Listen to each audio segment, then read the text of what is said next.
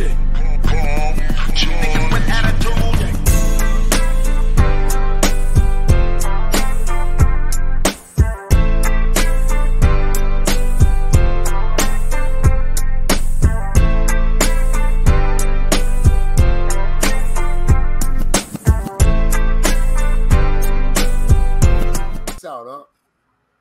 It's crazy how motherfuckers get out here and they rolling off these old soft toilet tissue ass yards and these PC ass yards and these new wave yards they call sensitive need yards. I mean, shout out to the young rider homie Munchie B, man, for stepping home, man, the mayor of Inglewood, man, and stepping home with this statement right here about these fake ass so-called big homies. You niggas is coming out here paroling off these soft ass sensitive need yards, and then you niggas wearing wires.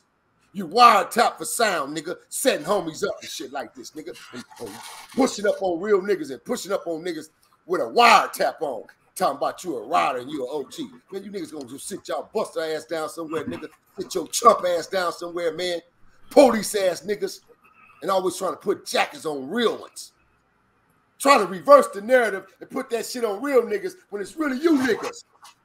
It's really you hoe ass niggas, man. Put that post up right quick. Let me see what Munchie talking about, huh? Shout out to young rider Munchie. Niggas fuck up in their prime, then they try to take little homies under their wing because they don't know better. I want you fraudulent niggas to stay away from my young homies. Gangbanging is stupid enough. As he say, quote, gangbanging is stupid enough. But if they going to do it, they going to do it right. Keep y'all bitch ass, snitch ass, old parolee from 8 PC yard ass away from my young homies.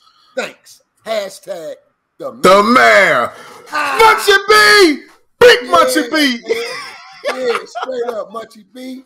Yeah. Hey, see, man, real ones, man, is sick and tired of the buffoonery, bro. It's a lot of real cats out here that's really sick and tired of it. You just don't see them. You just don't hear them. They not on the internet like that. But the first chance they good, and then they can run up on one of you niggas, trust and believe, they gonna check the hell out of one of you ninjas, man. Sucker ass niggas, man. You feel me? So yeah, man, today's topic, today's subject, we talk about these soft ass sensitive need yards, man.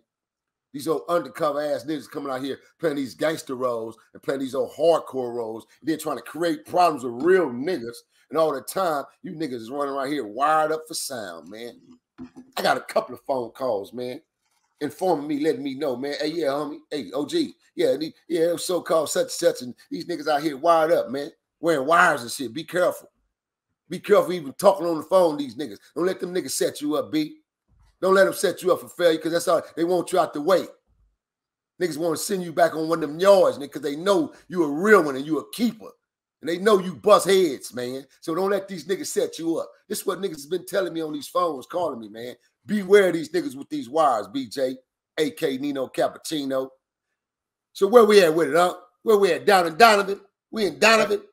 Man, hey, we down in Donovan, man. But, hey, it's funny how the game has changed. The game has changed, Jack. BJ, let me ask you this, bro. Back in your heyday, 80s and 90s, could an OG PC up and come back on the streets and still have that same reputation? Hell no. See, that's what kills me. 70s, 80s, or the last of the 90s, hell no. It was protocol. Once you PC up, bro, I explained this to you. It's called a C file. All of us have a C file. Every individual who's an ex-con, who've ever been in jail, you've ever been in a county jail, it's called a C file, bro. And these files carry on with you for the whole duration of your life. Whether you stop doing time, from the time you stop doing time, or from the time you continue to do time, you're going to have this file. My file is about this, probably, if not thicker, it's about this thick. You got a file. Yeah, I got a file with write-ups, fuck-ups, going to the holes, being in indeterminate shoe programs, being on lockdown, security housing unit lockdowns, you know what I'm saying? Me, massive security situations, one-man sales because I can't live with another motherfucker because I've been rolling cellies up, busting niggas in their head in the middle of the night while niggas sleep, put some motherfucking batteries and shit in my sock and beat the dog hell out of a nigga. I done did 2 niggas like that in my cell. They done threw up in my cell and wasn't no mixture with me. Niggas in here stinking and farting and creeping in my cookies and shit while I'm on the yard and think I don't know when I'm a real organized nigga. I can put everything precisely the way I want it, and I know if a chipmunk done been in my shit. So you one of them slick niggas. You think you gonna eat 2 cookies and I ain't gonna know. Okay, I'm gonna show you what I do to niggas that sneak and steal. This is what I do to sneaky steal niggas. I let him go to sleep, top bunk. He up there snoring his ass off. And I just wake right on up, get my thing. It's called a slang. Wrap it around my hand like this. It's full with all good little particles in it. Socks. Give him about a good swipe. Remember how I told you when them heifers rat packed me and hit me with the Billy the Kid buckle? Yeah. Yeah, that's how you handle a slang, nigga. Whoa. Whoa. Whoa. Get your bitch ass up. Motherfucker, eat my cookie. Oh. And I busted all this shit up. You feel me? Hey. With a third ass whooping all the way to the door. Hey, Cap, we call it in Texas, we call it Jack Mac. We put a Jack Mac can in there. A Jack Mac can? Yeah. Shit, that's gonna hurt even more. That's metal. Yeah, for shit show. But yeah, man. So yeah, man, this shit is crazy, man. How the game has changed, man. That's crazy, man. So we're going to get into this video. We down at Donovan, man. We're in Donovan, California with it, man. It's a video dropped. Controversial video dropped about a certain individual. We're gonna let you, TV Land, watch the video. Just a little short snippet. And then BJ. No, fuck that. Who are we talking about? What individual, nigga? Don't put me in the time. Who we talking about? You gonna find out, nigga. Here you go. She wants over $100 million in damages and a 50% stake in the label. Due to all these problems coming Suge's way, it doesn't come as a big surprise that Suge don't want much to do with the world at this point. In fact, rumor has it that Suge Knight changed completely in prison. So much so that he's not even claiming Pyru in prison, even though he claimed his gang affiliation for the Pirates before he got in and was putting in work. See, there's Pause, hold on already. We looking at Simon, a.k.a. Mr. Suge Merriam Knight. This commentator just said Suge dropped his flag, and he's no longer claiming Pyru, and he don't want to be associated with any of the gangs. Is this what I just heard? Oh, look, ain't no way he said that shit. Hold up. Don't want much to do with the world. I know I wasn't tripping. Did I just hear this clearly? Rumor has it that Suge Knight changed completely in prison. So much so that he's not even claiming Pyru in prison, even though he claimed his gang affiliation for the Pirates before he got in and was putting in work. See, there's this interview that gave us some... Well, nigga, I guess you right, nigga.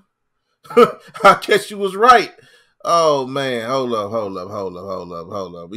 Let's keep going. We got to dig a little bit deeper. Additional info about Suge and his relationship with inmates. Turns out Suge's hella scared. He's keeping a seriously low pro. In fact, some days he's not even leaving his cell. Some say that he's just had enough of everything. One of the guys who did an interview from behind bars told us this about Suge.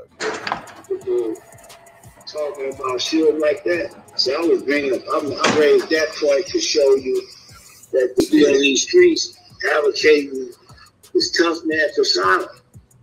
When you really be in the pit with the homies, you know what I'm saying, and you got to really pull that knife out and get your man, then the game change. Right. Hold on. Hey, man, that fucking voice, I know that voice. That voice sounds familiar to me, man. Very, very familiar to me, man. Oh, wow. But you hear what he said? Yeah. Motherfuckers be out here portraying these personas, portraying these old gangster roles. But then when you really get in that situation, and you got to pull that yaya out, you got to pull that knife out, which is your gun now. You got to pull that thing out and go to work. It's a whole different ball game. Whole different ball game, man. B-roll, man, this is interesting. Whoa. See, that's what I was speaking to. I was showing them. I was trying to illustrate based on what we talked about, me and Suge, that, hey, man, you can come out. If what the man is saying is true, Suge seems to be in PC, protective custody. Now, that is the type of imprisonment in which an inmate is placed in a segregated unit for their own safety. This may be due to a variety of reasons, such as the inmate being at risk of harm or other inmates or staff, or the inmate having high... So that means all these snitches just paroling home and talking about they just left the yard with Suge, with Big Simon. They was in PC. They was on PC yards. Send some knee yards then, because this tape just said it specifically that Simon is in PC. And from what I know of and what I've heard, and through the political situation of what was just being told right here, I remember distinctively a year and a half, almost 2 years ago, when that situation occurred, when, the conversation was dropped to him that, hey, come on home, man. It's safe out here for you. It's cool. And he said, fuck niggas. I remember that specifically. Let's be real, man. Something. Let me say something, and back to the point that you just said, bro. A lot of niggas saying, like you said, saying that they paroled, that they was in there with Suge. So that means if the nigga that's speaking sound like a powerful nigga, bro, saying that you could come over here with the homies, that means these niggas wasn't with the homies either. Listen, you want me to tell TV Land who that is? That's a nigga with power. And he's a nigga that I know, and I've been knowing for over 45 years. Put it like that. Really, really knowing. Truly knowing. And he's a ninja with power. Weight. Carry weight, man. Heavy weight behind them walls, man. So, yeah, he's speaking truth, speaking facts. Yeah, you want to know who it is? Jump on over there and sign up for them one of them goddamn memberships, man. If you want my answer, TV Land.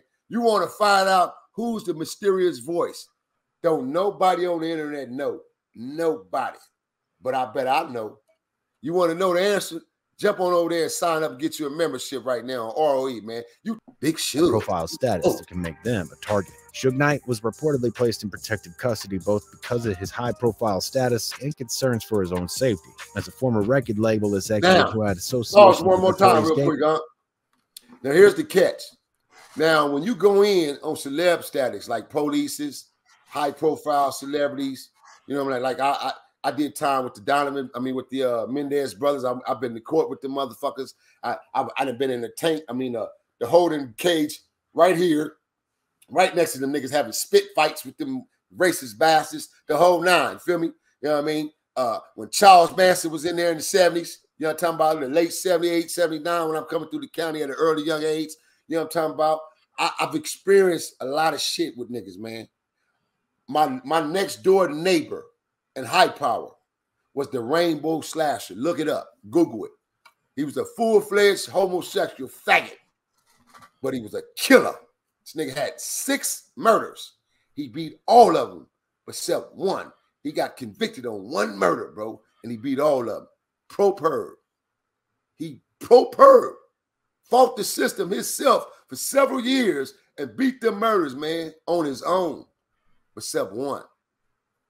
Feel me? And that's when DNA just started kicking in. And that's the only thing that got him. But the motherfucker was called the Rainbow Slasher. Feel me? Real clean motherfucker.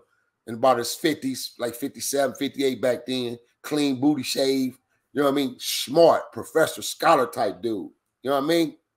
And we used to play chess. Like all of us that was in high power. Anybody who's been locked down in cells know exactly what I'm talking about, how you play chess. Well, how you play chess and you in a one-man cell, Cap? Let me explain it to you and break it down. You make your chessboard off your bed or your desk. You make the chessboard. You draw in the blocks, the squares, the black and the white. Yeah, it's creative in that motherfucker. It's called survival. So now you draw your board and your opponent draw him a board. Now you take toilet tissue and you make your pieces out of toilet paper. From your pawns to your rooks to your knights to your bishops to your bitch to the king on the board, man. That's how you make chess pieces. And then when you play, you call out pawn to 2. Feel me? That meaning you mean in 2 boxes, you move in 2 boxes and you moving your pawn. Rook to knight. That means you taking the knight. You got a space open on your opponent, so you taking his knight. That's how you play chess, bro. Creative behind the walls, man. Let's be roll up. Members, Knight was considered a high-risk inmate in a prison environment. Protective custody ensured that he was isolated from the general pop and kept under close supervision to minimize the risk of any harm being inflicted upon him. And that's not all. Seems that Suge isn't the only one who started switching sides or completely dropping the flag once he got in. Apparently, Mad Dog, a popular older member of the Rolling 60 Crips, did the exact same thing. Did you know Mad Dog? No. He said Mad Dog? Yeah, he said Mad Dog. Whoa. Whoa. Now, see, listen. That's why I say here's the difference. Now, he's a known Crip. So that means he's a dropout Crip altogether. He went and PC'd up. He rolled himself up. Like he had enough, apparently. Simon situation can be a little bit different. Like I say, the police, the CEOs, the system, they can throw you in PC. But you don't got to stay there now against your will. The only reason why you stay there unless you volunteer and you agree with them to stay there because you feel like your life is in harm or in danger. The reason why they threw him in PC from the beginning because of his high profile, his status. Yeah, his status. So, his status. So off top, they know he's gonna be a primary suspect of probably getting into some shit with some motherfuckers because this is gonna meet niggas who gonna want to test him now, man. Who's real niggas on their yard, don't give a fuck about no Suge Knight and been hearing about it for all these years, and now you in the system? Oh yeah, we finna test that ass. We finna test that ass, and we finna start the authority. So when Suge first came in, they put him there involuntarily. But yeah. But he involuntarily chose to stay there though because he had to. It's obviously he had to if he's still there. You know, and a matter of fact, he did voluntarily stay because when that voice made this conversation, and when the homies got at him, telling him, "Hey, nigga, we got shit set up out here for you. It's cool. Come on home. It's cool." He was like, "Oh no, fuck that. Fuck you niggas. Fuck niggas." Now that I remember specifically, bro, because I was on the phone conversation. You know what I'm talking about? So I know what I'm talking about, and I know what this voice is talking about. That's crazy because I haven't even seen this video. Period. It's the first time I'm seeing it and hearing of it, but it's crazy, man. Facts. Let's roll. Nah. I seen him in the room, but I ain't familiar with him. Yes, he was a Crip, but he came in at the club. I exposed him because I know him. All right, that's why I identified him immediately. This Mad Dog from Old 60 Crip. The inmate who did the interview claimed a little later during the same interview that the reason why Suge specifically decided not to mingle with the Pyrus any longer was because of fear. He thought that Suge was afraid of what might happen to him if he met up with the wrong people. So you think he was scared to come out the cell, or he was just like he didn't want to be a part of that? Well, he had to be scared because he didn't come over here with us. Right. You know, all the people, you know. As you just heard, he had the opportunity to be with his people, but he was still afraid. He don't want to have nothing to do with someone from the gang. That's that.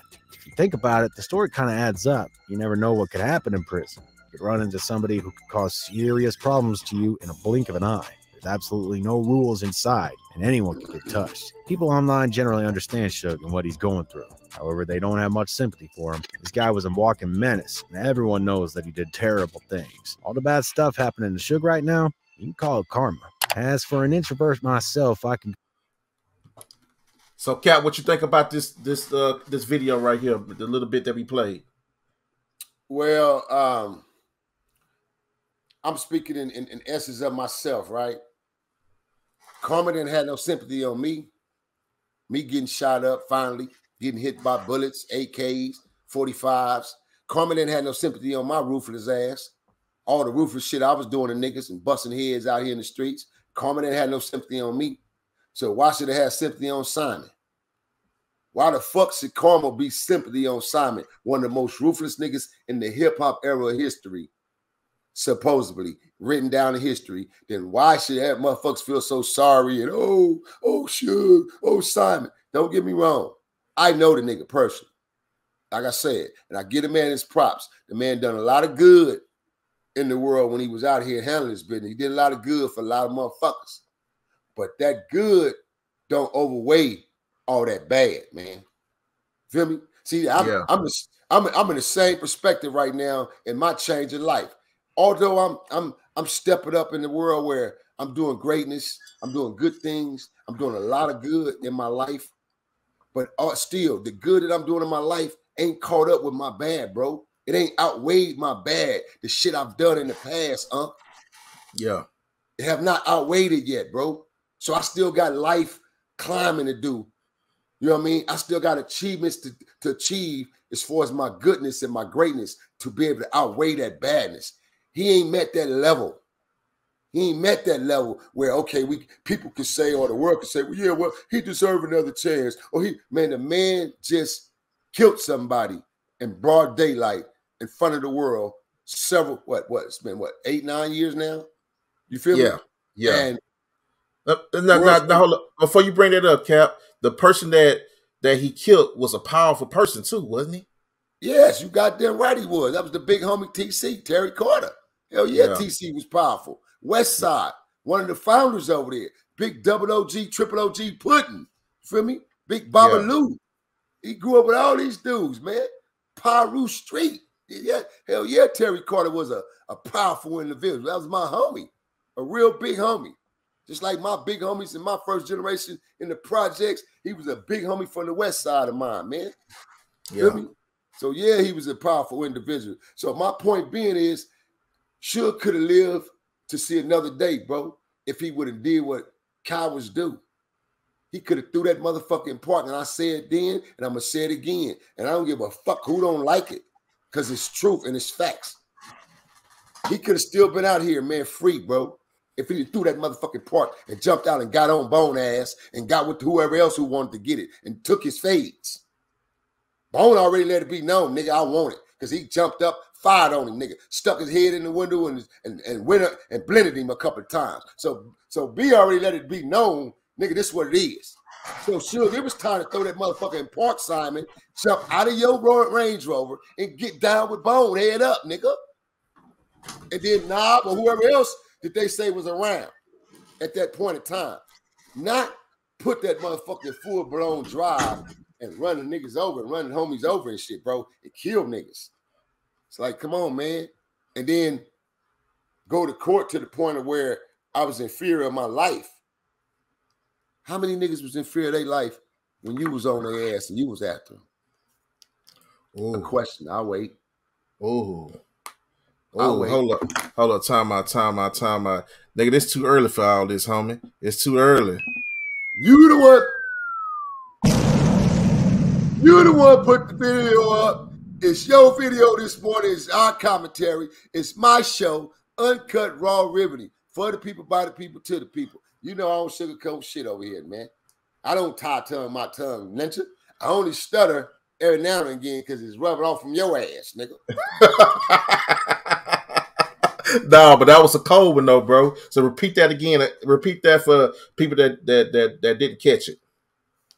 That didn't catch what? What you just said about Simon. About the fact of the world having sympathy? No, about the karma. Yeah, the world having sympathy because karma is sinking in when it was just as easy for that nigga to say, park this motherfucker and let me get out and get my fight on.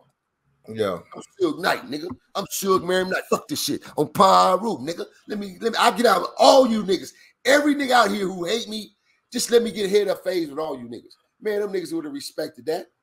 Because niggas would have took them chances. Nigga, every nigga who would have wanted to fight would have took his chance. Like, oh, I get an opportunity to fight this nigga? Oh, yeah, I'm next. I got next too, homie. Yeah, I need that too, blood. I want mine too.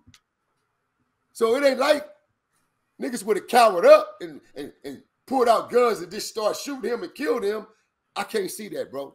Even though they say it was, it was weapons involved, was supposedly, it was weapons pulled. I don't know. I don't know all that. All I know is from what I seen on camera and seen the truck run over TC, homie, and kill the homie, literally, like, just mashed potato the homie, like, man. That's what I seen. That's what stuck in my head. And then he ran B over, ran him over a couple of times, but half his body was under the truck and the other half was outside of the truck. T didn't get that kind of action. T was under the front end. He was already in front of the truck doing like some shit like this, some head sitting like trying to tell the nigga to hold up. And damn, Simon did what he did. But see, again, that's a story within the story.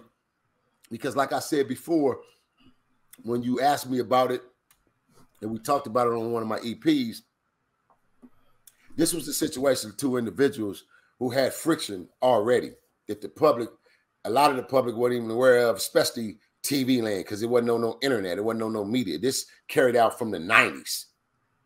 This carried all the way out from the 90s, man. Power trips.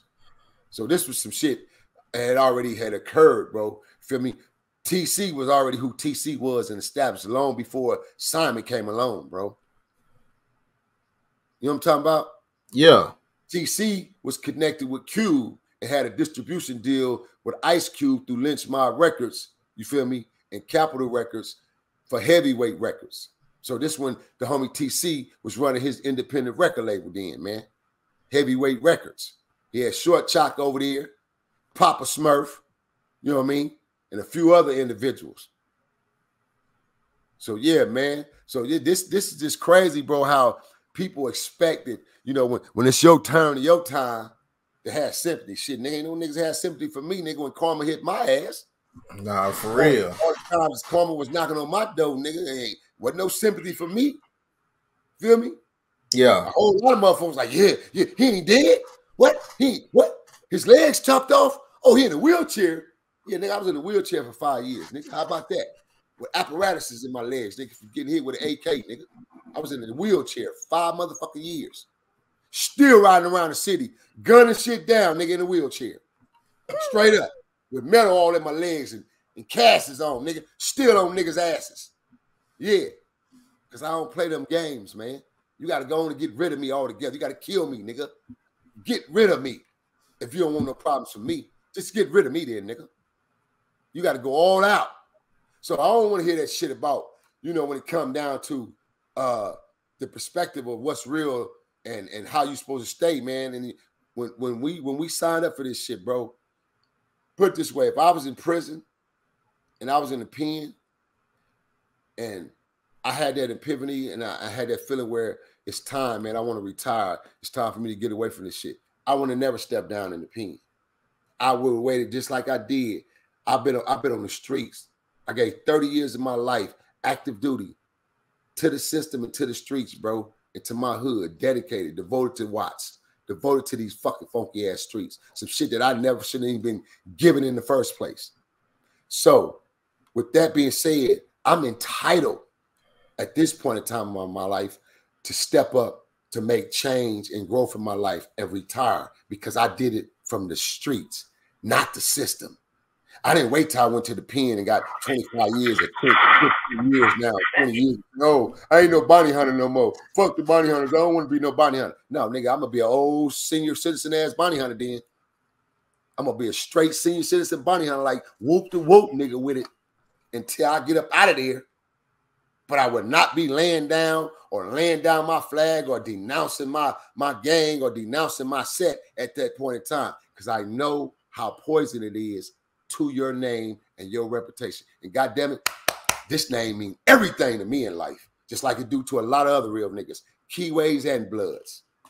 Our names mean something, man, especially when you put in that work to get to the levels that you got to. Your name means everything, man. You don't want to ruin that.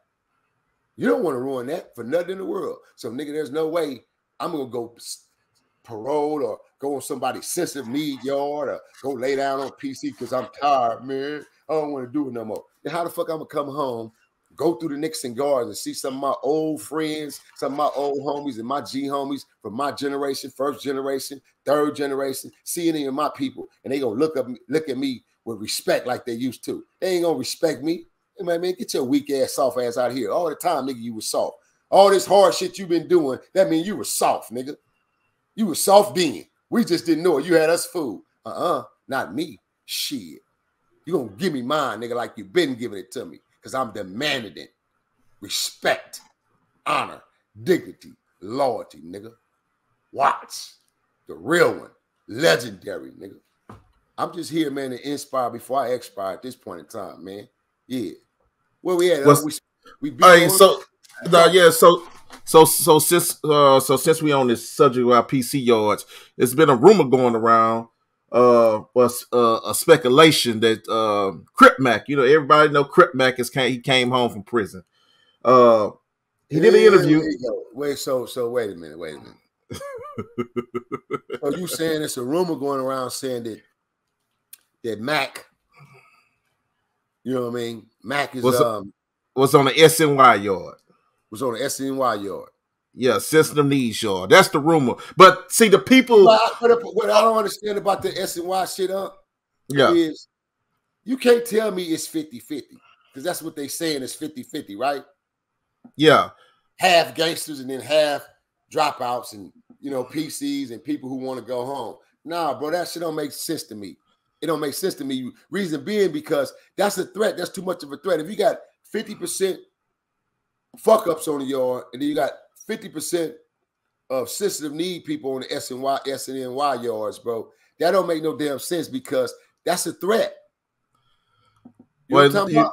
Well, you look at this petition right here. It was petitioned by a California representative, Kathleen Allison, and she was pushing the end of merging of SNY and GPRs in California state prisons. Yeah, so, as she should, because that don't make sense to have both parties on the same yard. What happens now? You got the system need motherfucker over here who really told on somebody and they got paperwork on him. These niggas over here got to move on it. They got to politic, but they can't really politic now because it's a 50-50 yard, meaning that everybody trying to go home, basically. So even them gangster niggas ain't the real gangsters then. Big facts. Because niggas is trying to go home. So let me read the first two paragraphs real quick of this petition.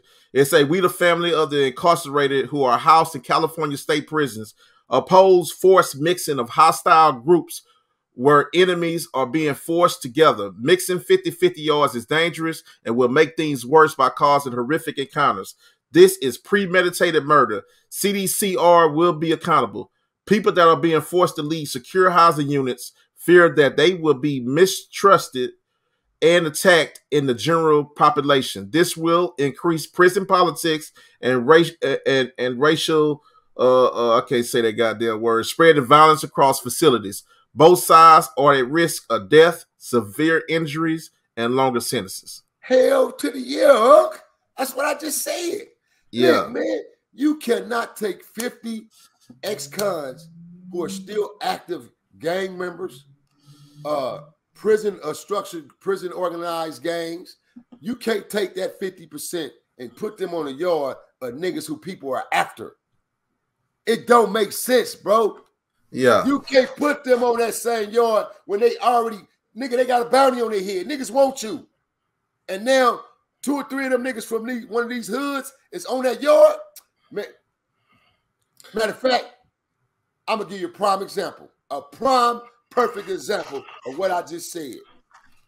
I seen a snippet of Mac interview since he been home. Somebody sent me a snippet of his interview and say, Cap, what you think about this interview? And I just looked at a snippet of it. You feel me? Because we had gave him a shout out when ODM Slim was on my show. We gave Cookie Monster a shout out, Right. We gave him a shout out. You feel me? Welcome home. Ain't no haters over here. But anywho, he said something very, very significant in his interview. Now, everybody know how he had this issue with Jack 5 and thought Jack 5 was a punk or something. When young Jack 5 was a groover rider, a straight groove rider like a motherfucker, right? He had to find that out. But see, what niggas got to understand is fighting. Now, when you fight a nigga who know arts, wrestling, and boxing, because that's me. I'm a combination. I know all 3. It's a combination. It's a threat. Or you find a nigga who know how to box, who been boxing all life. Them ain't no excuses. You can't say, oh, well, nigga been boxing all his life. No, that don't even matter. When we banging, we banging. And when you call out an opponent, you call out that opponent. You don't know what you up against. That's because niggas be underestimating shit. So Big you don't facts. underestimate because you don't know who you're running into and what you're about to get. I never knew a lot of my opponents. The reason why I fought a lot of niggas, because I fought the bad niggas. I fought the bullies. I fought the niggas that other niggas were scared of. I want the shot caller nigga or the nigga on the yard think he gonna run the yard when I'm finna come control the yard now. So let me go get it in with this nigga. Them was my challenges. You feel what I'm saying? So when you face with your challenge, you face with it now. Meaning you got to deal with it for real, for real. So Mac got faced with his challenge, finally. Him and Jap got faced with his challenge. Mac had said something in his interview that made so much sense, and this is why I'm making this as an example on this is the same thing what happened on the sensitive knee at SNY yard. Mac said that when he hit Wayside, he was strolling by and he happened to look up in the window, you fight me? I looked up in the window, you fight me? And I see in the window, you fight me? And I fight me, I fight me, and I feed Jap. Jap 5, you fight me? And I go, whoa, I fight. Was that Jap? So then Jap made it his business to stay in the window, and he looked at some of his homies over there, his rags. You feel me? And niggas know this Harlem. And Grooves used to do this too. So we hit him with the groove shot. He was doing like this. Or Grooves do like that. He was doing the signal, telling his homies over there, get with that nigga Mac. Get him now. Get him. Because we after him. So it's the same thing if you was on a system need yard. Niggas who's after niggas and certain individuals who go in them yards and they riders, oh, they on that yard for a reason. They only made it down on that yards for a specific reason because they finna come over here to put that work in. If they ain't putting that work in, then them ain't them dudes. That ain't that 50-50 that you're thinking. That's that 50 that's gonna gradually graduate on over with the systems too, eventually. Why else are you over here? Why else are you here? So that's a threat to put 50% general population of real niggas on the yard with 50% of soft ass niggas. That's a riot off top, bro. Unless that other 50% that made it up in their mind like, shit, it ain't so bad over here, nigga. We get to come outside. We can breathe air finally. I ain't walked the yard in 15 years, man. Do you know what that means to niggas who've been in hoes all that time? That's a privilege for them. So like Max say, niggas they want to come home. They don't want to fuck up. So it all depends. But in my opinion, I just think that's another setup. Like the senator said, that's a setup for mayhem for real. That's murder mayhem, man. That's premeditated murder at its finest, bro. To take real criminals and put them on the yard with casted, knowing damn well they got jackets. Niggas is after them. Whether they're Mexican, black, white, Puerto Rican, Asians, Koreans, it don't matter. You can't do that, man. That's a death trap, man. That's a straight death trap. I totally agree with you, man. You can't put active niggas that's full-fledged on the same yard with J-Cats, dropouts, child molesters, and snitches, and the list goes on and on. You can't do that because it's a recipe for disaster. Yeah. See, like real quick now, say like Simon Suge decided to say, no, man, fuck that. I don't want to stay in PC, man. I don't, transfer me in. Shoot me to CMC. Now he can go to CMC and walk the main yard. He can go up there with Hollywood Henderson and all the rest of the celebs who's doing time up there because he did time up there before. That's where they originally sent him. All that time that y'all was sitting doing time from the public back in the days, that's what Suge was doing his time at, man. CMC. Nigga, that's like a fucking golf course yard, nigga. Half and half TS's. Yeah. Oh, you said that, Bunny B? Yeah, I said it again, damn it. Niggas was on the yard with TS's. That's the yard where you up there would look like real bitches. Real females walking around the yard, but they TS's in prison. They coming down from Vacaville, they spin them up. Vacaville or CMC yard, man. B yard. That's what Simon was. That's where he did all this time at before once upon a time. That's where they send all the high-profile cases. So now this Donovan shit must be a new yard or a new facility where they sending them. Because normally they send them up to CMC, man. Gotcha. It's an unfortunate situation for Suge, but you make the bed, you got to lay in it. Yeah. Say it again and then give your damn self a bomb because that's our old parents saying. Everybody who had mama and daddy or had a mother or a father or a mother and a stepdaddy who had morals and principles and values in your house, what was that old saying, huh? You made the bed, so you got to lay in it. You made your bed, damn it, you got to lay in it. Oh, yeah. Drop the bomb. bomb on that ass, man. Hey, look here, man. You've been slapped by a lightning bolt, man. You've been struck by a lightning bolt. Pardon my soul. You've been struck by a lightning bolt, man. You feel me?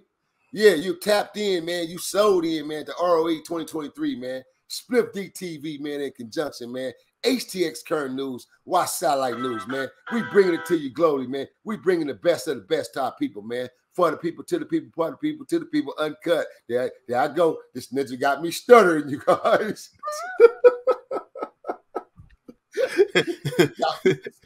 Stuttering, man. Hey, man, listen, man. Y'all already know it's always a great pleasure, man, when we come on, we chop it up with our people, man. The mighty W. Watch. We are taught to survive. And we out.